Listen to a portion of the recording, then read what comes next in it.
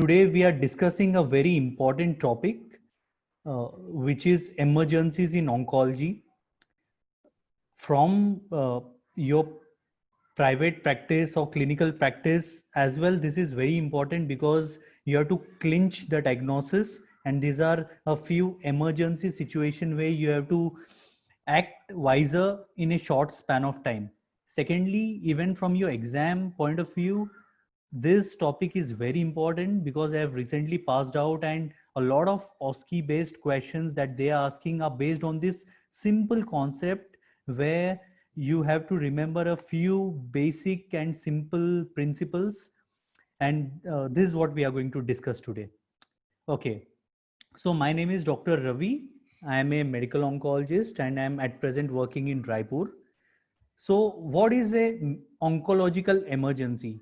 Any clinical condition which is resulting from metabolic, neurologic, cardiovascular, hematologic, or an infectious cause which has been created because of your cancer or its treatment, and that requires an immediate intervention. So, if you don't act immediately, that is going to result in a loss of life. So it's an emergent situation which is resulting either from the cancer or from its treatment. Classification is important because this question can be asked as a long question. So you have to classify oncological emergencies into metabolic, neurologic, cardiovascular, hematologic, and infectious. So in the metabolic, the most important is your tumor lysis syndrome. This we are going to see in detail. Second you have is hypercalcemia, hyponatremia, and lactic acidosis. So your metabolic is very important. Similarly, in neurologic, we have spinal cord compression and raised intracranial pressure. In the cardiovascular, we have malignant pericardial effusion and superior vena cava syndrome. In the hematological, we have hyperleukocytosis. This we see in our leukemias, AML, ALLs, DIC, that is disseminated intravascular coagulopathy, and hyperviscosity, which results from dysproteinemia. This we see in plasma cell dyscrasia, like myeloma sort of disorders, Waldenstrom's macroglobulinemia, where we see hyperviscosity. So this is emergency because this results in infarction, tissue infarction. And the last is infection, very important. Day in and day out, we see neutropenic fevers and subsequently which results in septic shock. So we are going to cover most important out of all of this in 2 sessions. Today we'll focus more on the tumor lysis, hypercalcemia, and SVC syndrome, because all these 3 questions I had in my final last year's medical oncology exam, and I'm sure any exam that they conduct, a lot of focus would be on these questions. So first is tumor lysis syndrome. So what is a tumor lysis syndrome? So whenever there is a tumor and the tumor is rapidly proliferating, or the tumor is sensitive to drugs, so this tumor on therapy or by itself would result in a cell kill. So this cell kill results in certain metabolic abnormalities which are because of the death of the tumor. And whenever there is a cell kill, there are intracellular contents like your calcium, your potassium, which are released into circulation from the cell. So how do you classify a tumor lysis syndrome? So there is only one classification which is standard and practiced all over the world, which is given by the Cairo and the Bishop. So they have classified this as a laboratory tumor lysis syndrome and as a clinical tumor lysis syndrome. So laboratory, that means your blood investigations which prove that your patient is in tumor lysis. So here we have at least 2 of the following 4 should be present. So very easy to remember, whenever there is a death of the cell, a lot of uric acid is released into circulation. So there is hyperuricemia. Potassium is released from the cell, there is hyperkalemia. Similarly, there is hyperphosphatemia. And because of this hyperphosphatemia, there's less calcium, which results in hypocalcemia. So 3 parameters are on the upward trend, your uric acid, potassium, and phosphate, whereas your calcium is at 25% decrease. Remember, if you're going to give your ESMO or your MRCP exams, they'll ask you exact parameters. So how high is your uric acid? How high is your potassium? So 25% increase or 25% decrease in calcium. So this is how you should remember this. Similarly, there is a clinical tumor lysis syndrome. Here there is increase in creatinine, which is manifested in the form of renal failure. Manifestation of cardiovascular system is arrhythmia, and manifestation of central nervous system is in the form of seizures. So what is the cause of this tumor lysis? So etiology of tumor lysis is any rapidly growing tumor. So we know that leukemias are rapidly growing, germ cell tumors are rapidly growing. So these are the chemosensitive tumors. So whenever you give for lymphomas, you give dexamethasone. So it will result in a rapid cell kill. A lot of cells would be killed and a lot of content would be released in the systemic circulation, which results in tumor lysis and renal failure. So out of your hematological malignancies, acute myeloid leukemia, the chance of it resulting in tumor lysis is 3.4%, ALL 5%, NHL, the most important is your Burkitt's, because Burkitt's is a very high proliferating lymphoma. It is a lymphoma which is treated like a leukemia. So always remember, if they ask you which leukemia or lymphoma has 100% Ki67, it is Burkitt's leukemia or lymphoma. So it has highest chance of getting into tumor lysis. But the mortality is less, particularly because of the newer therapies that are available to us. The mortality is less than 1%. So there is high tumor burden. So whenever you have bulky adenopathy, organomegaly, bulky metastatic disease, whenever you start a treatment, always remember this patient can land up into tumor lysis. So you should put this patient on some form of prophylaxis. Also, in the setting of ionizing radiation like TBI, we do in your transplant setting, embolization, a lot of monoclonal antibodies for B cell leukemias and lymphomas, and steroid. So this all results into a tumor lysis syndrome. So what is the pathogenesis? So we have seen that there is a lysis of the cell, and lysis of the cell results in the seepage of DNA, and we know that DNA breaks down, there are purines and pyrimidines. So we have adenosine and we get hypoxanthine out of it. So this has to be converted into xanthine, uric acid, and uric acid has to be excreted. So these two enzymes we have to remember. One is the xanthine oxidase, and the second is where the rasburicase acts. This we'll see subsequently. So the location of these enzymes is critical. So your xanthine oxidase acts prior to formation of uric acid. So how this syndrome manifests? So whenever there is hyperkalemia, we know that whenever your potassium is more than 6, we are always worried that this patient can have cardiac arrhythmia and result in sudden cardiac death. Similarly, less calcium would result in muscle cramp, hypotension, tetany, and renal failure would result in decreased urine output and peripheral edema. So how should you manage this patient? So first of all, you have to suspect whenever you're dealing with these cancers or when you're using these drugs or in setting of chemosensitive tumors, always suspect that this patient can land up into tumor lysis. Send your electrolytes, send calcium, potassium, uric acid, phosphorus, creatinine, get a baseline ECG done. Most important is fluid management. So you should be able to give at least 3 liter per meter square of fluid per day to this patient, and patient should have a urine output which is at least 100 ml per hour. So this is standard. Whenever you're using drugs like methotrexate, whenever you're hydrating patients, so make sure that 3 liters of fluid is given to the patient and urine output is at least 100 ml. And how do you prevent this? So prevention, we have allopurinol and rasburicase. We will see this later in the slides. And if you have hyperphosphatemia, there are certain drugs available which are known as phosphate binders, which are given orally to the patient. Management of complications whenever there is hyperkalemia, particularly for the radiation oncology residents, because I think medical students are well aware how to manage hyperkalemia and phosphatemia, but radiation oncology residents, whenever there is hyperkalemia, always remember you have to exchange this potassium with either glucose or with calcium so that your potassium gets into the cell from the circulation with the exchange of either cation exchange resins or giving dextrose to the patients.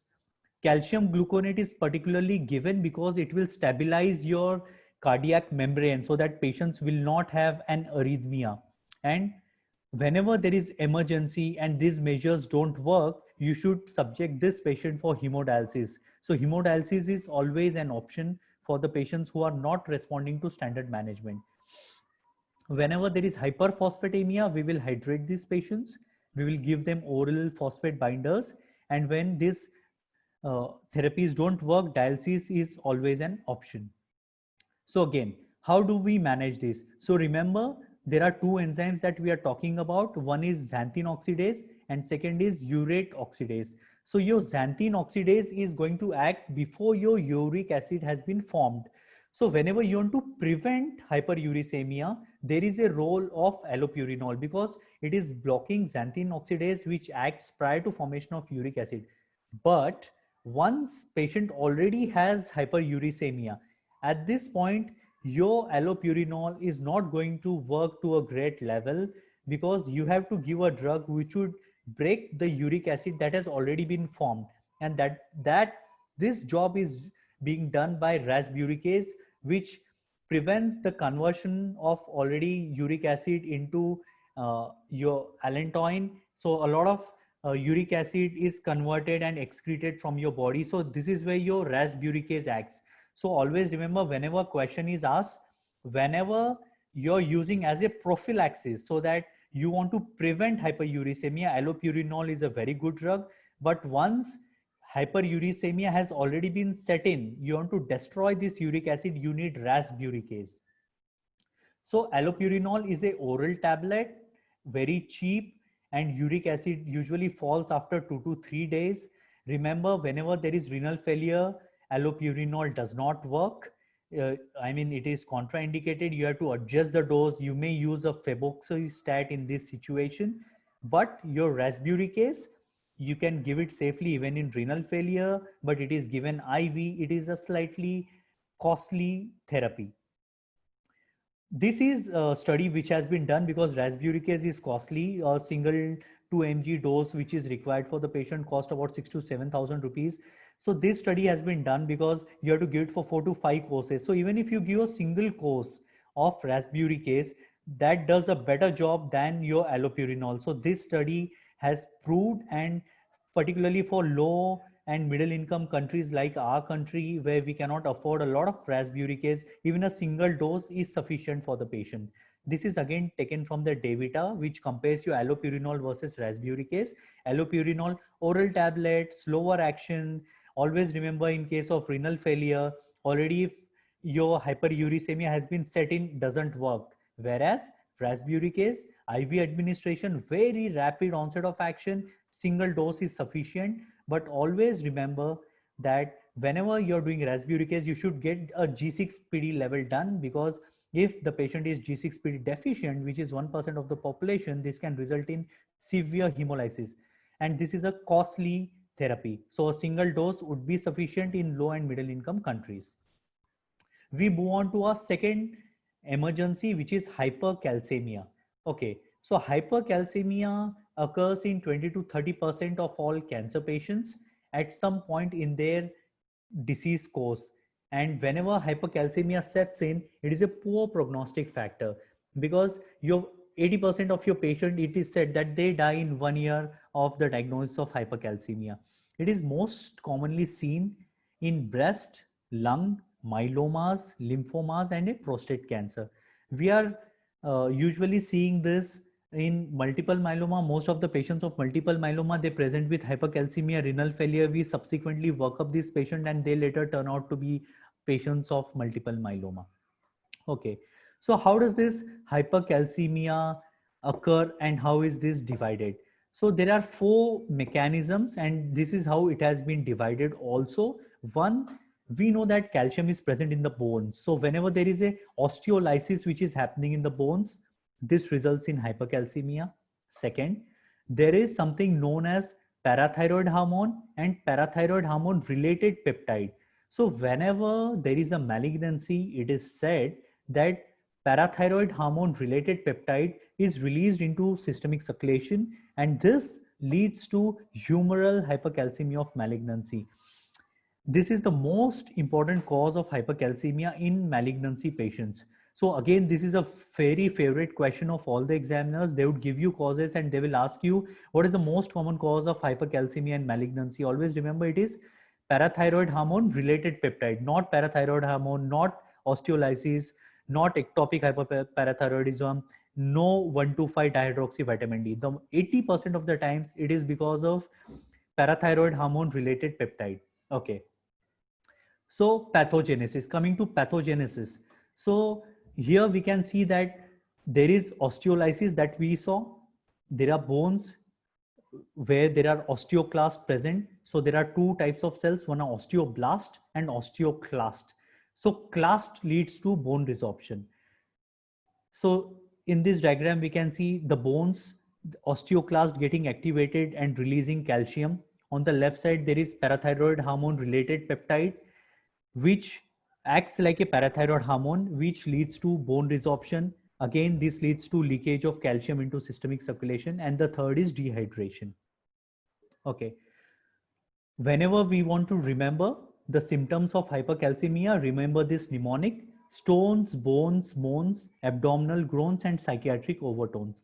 So you will get stones, renal stones like nephrolithiasis. In the bones, you have osteolysis. So there is bone pain, weakness, myopathy. Moans would be pain. So you have hypertonia, confusion, ataxia.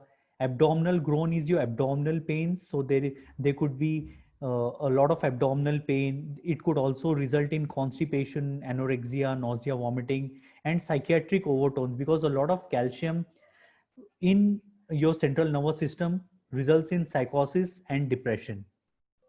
Okay, so how are you going to investigate this patient? We are going to send a CBP, because we always think that there's myeloma in the background, so we have to see whether there's anemia there. We send electrolytes, calcium, phosphorus, magnesium. We always do corrected calcium levels. We send LFTs and serum proteins, because serum proteins help in calculating the corrected calcium. We do ECG, where we see your PR prolongation, widened QRS complex, and we send for parathyroid hormone related peptide. And whenever hypercalcemia has been set in, how do we manage? Most important again is hydration. So 3 liter minimum per meter square is the hydration. We use drugs like bisphosphonates and rank ligand that I will discuss with you. Other therapy is diuretic, because diuretic will result in your body excreting calcium through your kidneys. We have calcitonin, which is rapidly acting and which will neutralize your calcium, steroids, and dialysis if it is an emergent situation and other therapies don't work. So bisphosphonates. So what do bisphosphonates do? So we have zoledronic acid, pamidronate, albendronate. So these are your various bisphosphonates. So zoledronic acid is most studied, easily available, 4 milligram dose, 30 minutes, cheaper therapy. It costs 400 to 500 rupees.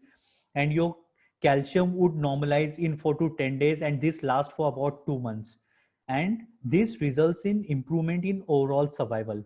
Remember, whenever question is asked that what is the treatment of choice for hypercalcemia of malignancy, your answer should be bisphosphonate. Don't click denosumab, don't click on dialysis, don't click on calcitonin. We always think that we give a lot of calcitonin, we feel that it is rapidly acting, but remember, it works only for 2 to 3 days, and after that again the patient would land up into hypercalcemia. Your bisphosphonates, they have your effect for 4 to 6 weeks. So this is treatment of choice for hypercalcemia of malignancy.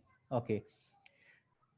Any a bone modifying agent, whether it is bisphosphonate or it is a denosumab, it acts on the osteoclast. Remember, our target is osteoclast, not the osteoblast, because the bone resorption has been carrying out by the osteoclast cells. So we have to target the osteoclast. So bisphosphonates, they stimulate and result in osteoclast apoptosis, and this will prevent your bone resorption. Similarly, denosumab is a monoclonal antibody. It acts against the rank ligand. This drug is given subcutaneously once in 4 weeks, slightly costlier therapy, but very effective, particularly patients who are into renal failure, where we cannot give zoledronic acid or we have to modify the dose, or certain patients can have anaphylaxis because of zoledronic acid. These are the couple of situations where denosumab scores over zoledronic acid, but slightly expensive therapy, but can be given subcutaneously, no need of IV administration for this drug. This flowchart is important. This covers all your treatment of hypercalcemia. This is taken from UpToDate. Always, whenever you're preparing for exam, always copy all the tables from UpToDate. At the end of the UpToDate chapter, they give treatment algorithms. So make a list of all these algorithms. So before you exam, you can just revise these algorithms, because when such question is asked in exam, it is very difficult for you to write everything. But if you create a flow chart and you illustrate all these important points, I'm sure you'd get more marks, and it is very easy for the examiners also to read, and for you also to recollect one day prior to exam. So again, a beautiful chart where they have categorized hypercalcemia into mild, moderate, and severe. So when it is mild, usually we don't do much. We give a little bit of hydration. We see whether there are any drugs which can be avoided. Whenever there is a moderate, that is 12 to 14 milligram per deciliter, and the patient is symptomatic, we begin patient on IV hydration, and the drug of choice again here is bisphosphonates. When it is a severe hypercalcemia, that is when your serum calcium levels are more than 14, here we give IV fluids. Immediately we give calcitonin to buy the time. We give diuretics and bisphosphonates. And always remember, there is dialysis which is available when the patient is not responding to your bisphosphonates or denosumab, or you feel that the patient is in a very critical situation. Always subject this patient for dialysis. Don't wait, because sometimes your kidneys would just shut down. The third and the last for today that we are going to discuss is again a very important topic. It is your superior vena cava syndrome. This picture that you can see the venous system. There is a subclavian vein, superior vena cava, which enters in your heart. The yellow picture there you can see is the tumor which is compressing the superior vena cava, and this compression of superior vena cava most commonly results in a superior vena cava syndrome. This leads to less venous return that comes to the heart. We will see this in further slides. So superior vena cava syndrome is obstruction of blood flow through the superior vena cava. So any obstruction, whether it is extrinsic or intrinsic. This was first studied way back by William Hunter in 1700 in syphilis. So syphilitic aortic aneurysm, which we don't see these days, this was first described in that era, and when at that time the most common cause was infection and not malignancy. So let's see what is the anatomy. So in this picture we can see there is the superior vena cava in the blue, the venous system, and the superior vena cava which gets the blood from your brachiocephalic, the right and the left, which subsequently gets the drainage from the subclavian. So there is subclavian, brachiocephalic, and superior vena cava, and this gets into your right atrium. It's a thin-walled, low-pressure system and drains the venous blood from the upper half of the body. 7 centimeters is the length and 20 millimeter is the diameter. So what happens in a superior vena cava syndrome? So like I said, either there is an obstruction which is from outside, that is extrinsic, which is most common, particularly because of the malignancy, or there could be intrinsic inside the vessel, which could result from the thrombosis, like a catheter venous thrombosis or an infection which is occurring from inside. So whenever this obstruction occurs, there is a resistance to the flow and less venous blood gets into your heart, and this is problematic to the patients.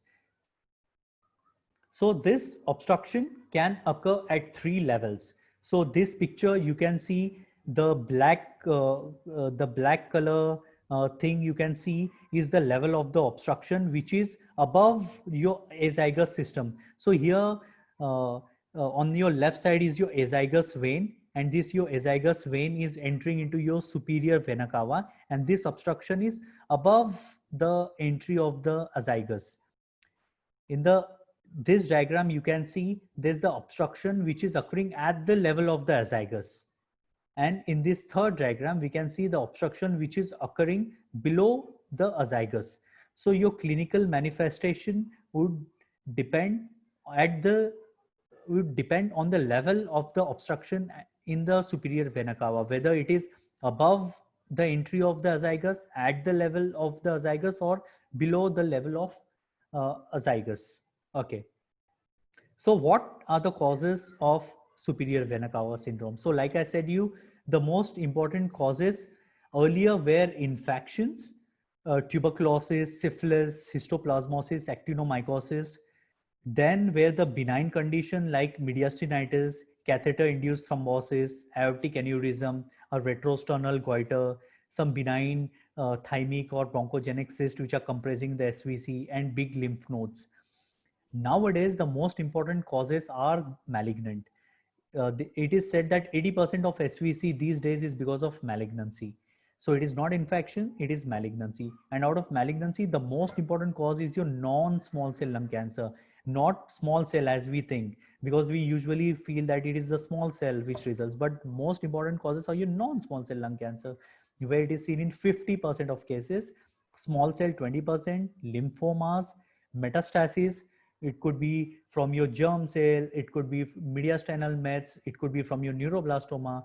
Even germ cell tumor, mediastinal germ cell tumor can result in SVCO, and thymomas are other causes. Interestingly, iatrogenic causes are increasing from the last decade. A lot of use of pacemakers, defibrillator, and central lines, which results in catheter-related thrombosis.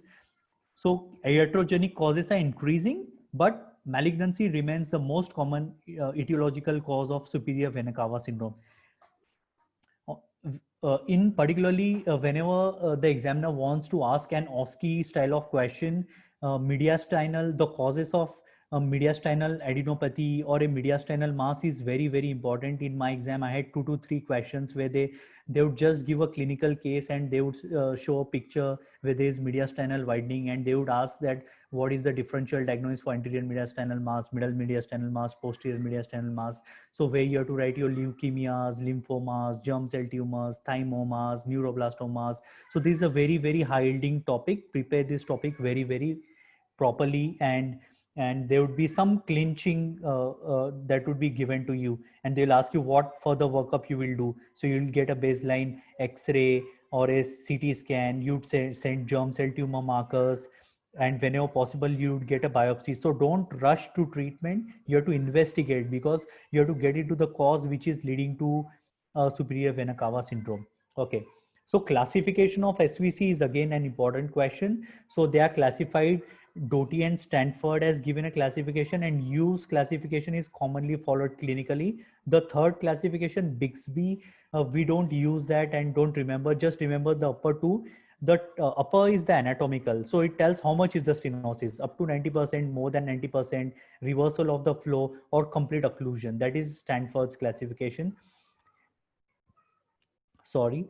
Hughes is a clinical classification where based on grade 0 to 5, you have to clinically, for example, the examiner would ask you whenever an SVC case is given, so what is the grade? So if patient is asymptomatic, it is grade 0. Mild symptoms like plethora or a cyanosis, it is mild symptoms, grade 1. Moderate symptoms, like if this results in some functional impairment, like he has difficulty in lying down, then we grade as a moderate grade 2. But whenever there is laryngeal or cerebral edema, that patient has altered behavior, drowsiness, difficulty in talking, speech and swallowing functions are difficult, then this is a severe, so this is a grade 3. So you have to clinically grade this as a severe SVC syndrome. And whenever there is a significant cerebral and laryngeal edema, patient is comatose, unable to talk, breathless. So this is life-threatening, grade 4. This is, always remember, grade 4 is medical emergency. This patient have to undergo stenting. Grade 5 is fatal.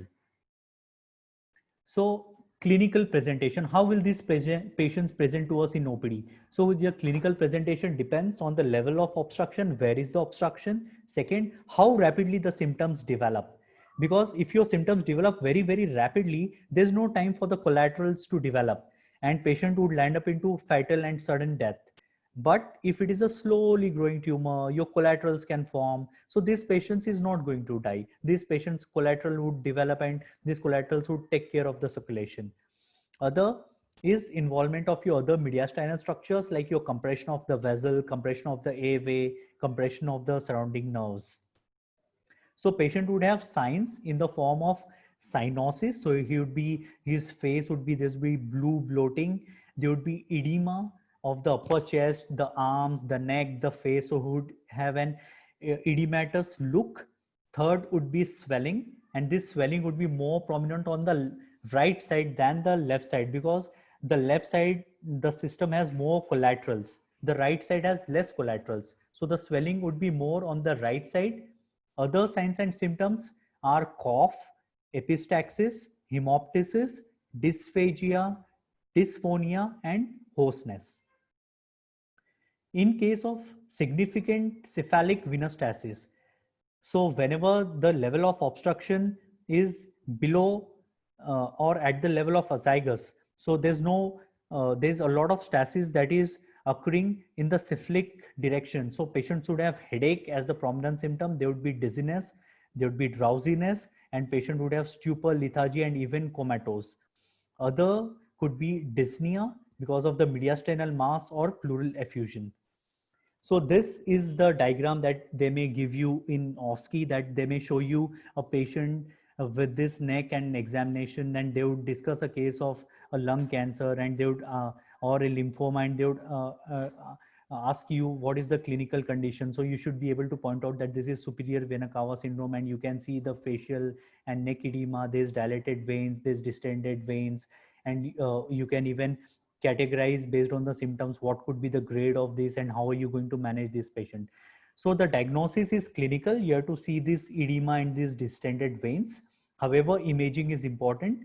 An X-ray like this was given to us where they showed a mediastinal widening, and then they asked what could be differential diagnosis. So so you have to call this as a mediastinal widening. So you have to give a differential diagnosis that the mediastinal mass could be from the germ cell, could be from the lymphoma, leukemia, lung cancer, or a thymoma. And how are you going to work up? So you have to write that. I would get an X-ray done. I would look for the mass. I would look for the shifting of the aorta. I would look for the lung, whether there's any effusion. All this stuff you have to write in this question. So the other thing you have to do is CT scan, because that will tell us where exactly is your tumor located, what is the relation of this tumor with the vessels, whether it is compressing adjacent structures or it is infiltrating, whether there is any thrombosis or there is tumor. So CT scan is very important investigation. Also, it helps you in guiding a CT guided biopsy.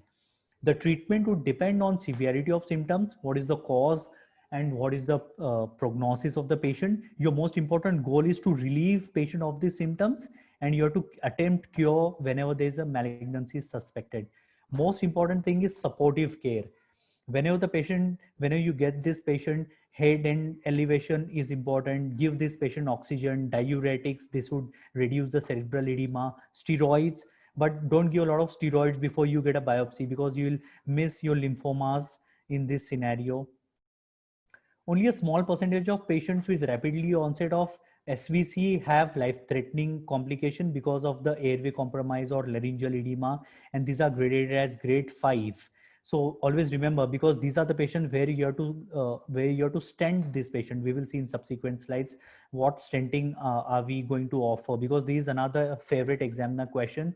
A lot of students feel that we should stent the trachea, but no, we are not stenting the trachea here. We are stenting the vessel. So it is the endovascular stent, not the tracheal stent. Chemotherapy. So whenever we have a chemosensitive tumor like your lymphoma, germ cell, small cell lung cancer, earlier we used to give radiation to these patients, but now the our protocols are changing. We prefer to give chemotherapy because even a single dose, patients are very responsive to chemotherapy. So when you have lymphomas, germ cells, small cell, which are very chemosensitive tumor, chemotherapy is your first option. A Cochrane review was done, and this has showed that whether you do chemotherapy or radiotherapy, both have equal results. But when you want a rapid response, you have to insert a stent. Okay, so this was what I was talking about, endovascular stent. So whenever you have grade 4, grade 5, you don't wait for your drugs to act. You immediately stent this patient. So you insert an endovascular stent, like you do your coronary or your cardiovascular angiogram. Similarly, you insert a vessel in your coronaries. Similarly, you insert a stent in your superior vena cava. So whenever is the obstruction, you get an angiogram, you see where is the level of obstruction, and you insert the stent, because this is life saving. Patient will have immediate relief from symptoms. So whenever they put you a question and they tell you grade 4, grade 5, don't take on chemotherapy, don't take on radiation, the answer is stenting, and not the tracheal stent. Your examiner will ask you, where will you put the stent? In the trachea, patient has tried in the trachea. No, the stent will be in the vessel, so it will be at the level of the obstruction in your superior vena cava. Always remember, of the complications like infection, pulmonary embolism, hematoma because of the stenting, late complication very rarely could be bleeding or the stent failure. Like I said, you radiation is a very good option, and earlier all these patients used to get radiation therapy. Still, a lot of patients get radiation therapy because studies have shown that your whether you do chemotherapy or radiation, the time duration is same. Your response are going to take around 7 to 10 days. uh, if you have a chemosensitive tumor, you usually prefer chemotherapy and then you combine radiation later on. Your radiation schedules are 20 grain 5 fraction or 30 grain 10 fraction, based on the patient's performance score and how much radiation is he going to require. So this is the last slide where we are seeing the SVCO treatment algorithm. So here we are seeing that whenever we get such patient gets clinical evaluation, history, physical examination. We get a X-ray, CT scan of the chest. We see where is the location of the SVC.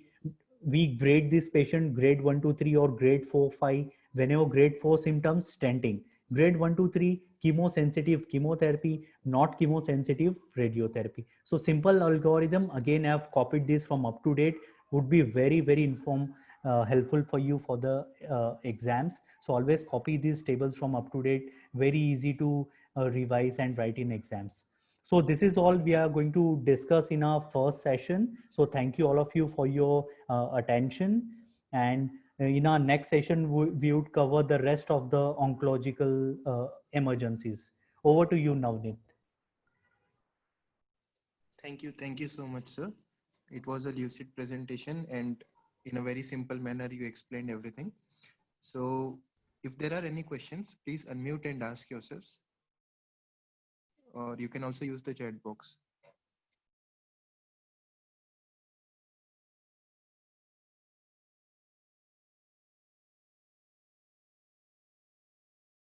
Dr. Manish, you want to ask something, you can ask.